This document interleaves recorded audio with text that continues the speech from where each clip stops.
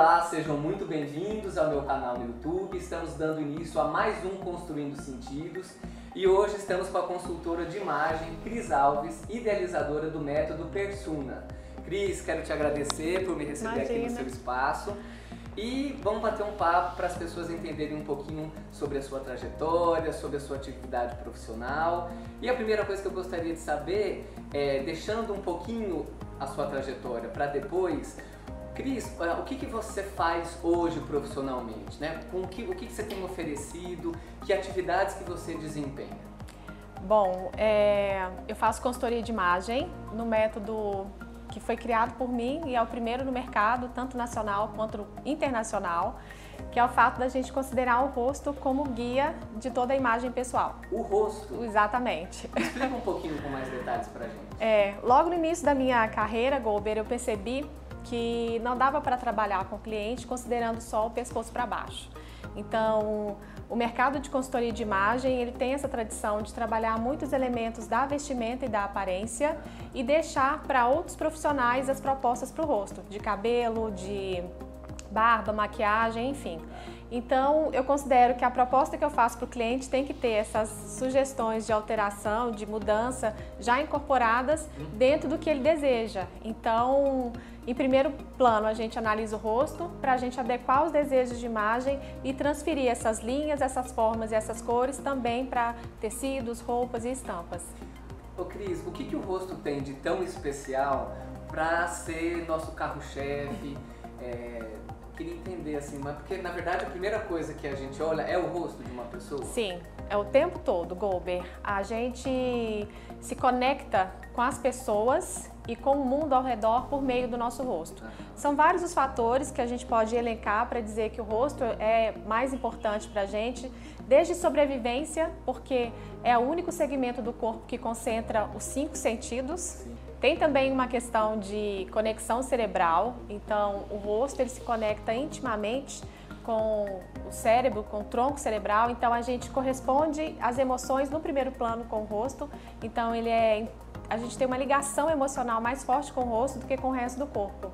Então é por isso que a gente se diz que o rosto é a gente, né? Nenhuma outra parte do nosso corpo somos nós. Tão representativo quanto o rosto. Mas quando você se vê no espelho, você fala que está se vendo e não que está vendo um reflexo. E para as outras pessoas também, que aí já cai no senso de identidade externo, as pessoas se referem a gente por meio dos traços faciais. Então, quando você quer caracterizar um amigo, um cliente, um aluno, você fala da cor dos olhos, do cabelo, da boca, se tem uma feição mais expressiva, caso aquela pessoa não esteja nos extremos do físico, né? Ou muito alto, ou muito baixo, ou acima do peso, ou muito magro. Então, o rosto é uma importante referência. E depois que a gente tem contato visual, afetivo, então a gente consegue transmitir credibilidade, competência, intimidade, acessibilidade por meio do rosto também. Então, Cris, essas informações elas são muito interessantes e eu queria que você contasse um pouquinho pra gente, porque é o seguinte, ainda eu acho que as coisas melhoraram muito em relação à valorização que as pessoas dão a uma consultoria de imagem, mas muita gente ainda vê a consultoria de imagem como algo fútil, desnecessário. Que avaliação que você faz do estado da arte, da consultoria de imagem hoje? Eu vejo a consultoria de imagem tendo um papel imprescindível nesse mundo que está muito dinâmico, né, Golber? Então, assim, as informações estão muito rápidas. A gente não pode perder a oportunidade de causar a impressão, eu não digo nem uma impressão boa, mas é a impressão adequada, a impressão correta sobre quem a gente é em termos de autenticidade, de personalidade. Então, dominar esses elementos não verbais e que o cérebro interpreta de uma maneira muito rápida e na sua camada mais forte, que é emocional, é essencial. Então, nada de futilidade, porque não tem a ver só com moda e glamour, é mais o papel comunicativo. Então, na psicologia a gente estuda muito isso, assim, bastam 2 segundos para a gente criar uma imagem de uma pessoa e a partir dessa imagem a gente se relaciona com ela de uma forma ou de outra. Eu consigo entender e valorizo muito essa questão. Você acha que as pessoas estão dando mais valor Às vezes eu percebo ainda o universo masculino um pouco mais reticente, queria saber a sua opinião também. A gente tem algumas barreiras, assim, principalmente por essa equivocada relação que as pessoas têm com esse universo de moda, né?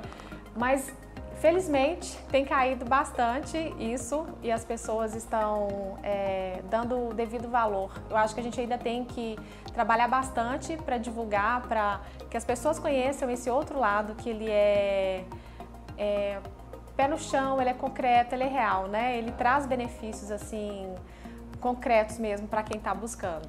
Mas eu acho que cabe muito ao profissional, em primeiro lugar, desfazer alguns mitos que tem por aí. Você falou agora há pouco de uma imagem correta, né? Às vezes isso pode dar a noção de que sim, tem certo e errado, né? E na moda é uma diversidade muito grande. E a gente estava conversando um pouquinho nos bastidores, né? Que você sempre trabalha para para valorizar o que a pessoa tem de melhor. Explica um pouquinho essa questão. Tem uma coisa que é correta? Tem uma imagem que seja correta, mais adequada? O que você está querendo dizer quando você fala em correto? Que para muitas pessoas também podem soar assim, mas tem o que seja inadequado? Então, se for pensar a roupa que eu vesti, que eu escolhi vestir para estar aqui hoje, é mais ou menos adequada no sentido de me valorizar mais ou menos? Explica o que você está chamando de adequado ou não. Quando eu falo adequado primeiro aos seus objetivos, ao que você deseja transmitir para as outras pessoas.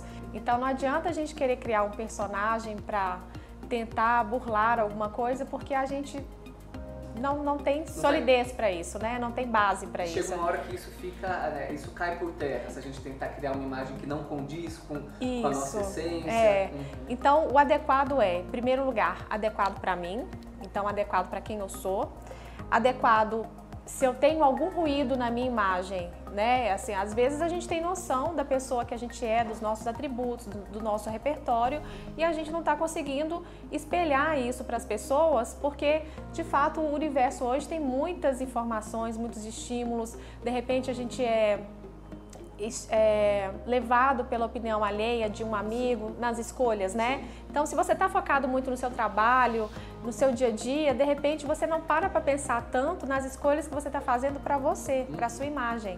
Então, a gente trabalha para eliminar esses ruídos, sabendo primeiro quem a pessoa é. Nesse aspecto, te interrompendo um pouco, eu estou ouvindo você falando e tem uma palavra gritando na minha cabeça que é autoconhecimento. Imagino que isso faça parte de uma consultoria de imagem. Muito. Então, primeiro a gente tem que se reconhecer e dentro disso a gente reconhece as qualidades, as forças e lida com os ruídos e com as fraquezas para a gente poder chegar mais perto do que a gente quer. Então, a gente vai trilhando esse caminho. E o adequado, depois que eu descobri o que é adequado para mim, como que eu vou adequar esse contexto pessoal dentro do outro que está lá fora, o meu profissional, por exemplo, né, que é uma grande demanda. Né, isso, as expectativas. Mas eu percebo que muita gente se olha, mas não se enxerga. É nítido. De várias maneiras os clientes falam aqui para mim, Cris, eu me olho no espelho esse tempo todo e eu nunca enxerguei as coisas que você está me dizendo. Então, é bonito porque a pessoa tem uma injeção ali de autoestima, de potencial, ela sabe que, às vezes ela chega aqui se achando, né, menor, com a autoestima mais baixa, e aí ela descobre que não é tão difícil assim, que de fato tá tranquilo, tá fácil da gente chegar no caminho para ela. Qual é o momento que você considera mais satisfatório?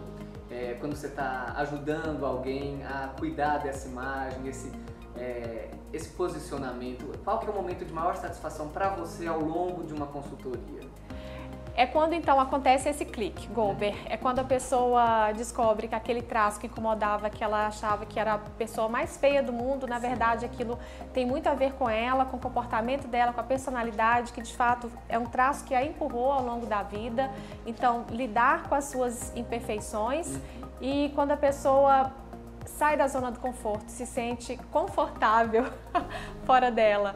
Quando ela descobre assim, olha... Ainda que ela entre em contato com todas as imperfeições, isso, com as assimetrias. Quando ela experimenta algo que é totalmente fora do universo dela e ela se sente bem.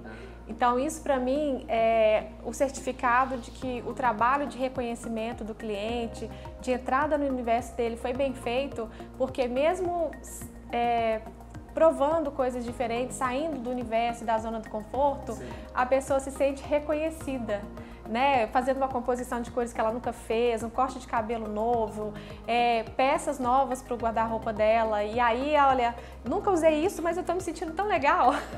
Isso é muito bom. E Cris, como é que você chegou até a consultoria de imagem? Você tem um outro histórico profissional, né? Que eu já te conheço antes dessa entrevista. Você fez fisioterapia? Fiz. Eu me formei em fisioterapia. Eu logo depois prestei concurso público na área da saúde mesmo, mas não exercendo a fisioterapia em si. Aí, logo que eu prestei o concurso, que eu tomei posse, eu me casei, então eu estava assim, numa série de mudanças na vida. Conheci a consultoria de imagem primeiro como cliente, logo depois que eu me casei, eu comecei o meu processo pessoal. E aí eu já estava procurando algo a fazer para somar uma segunda atividade para esse concurso que eu tinha.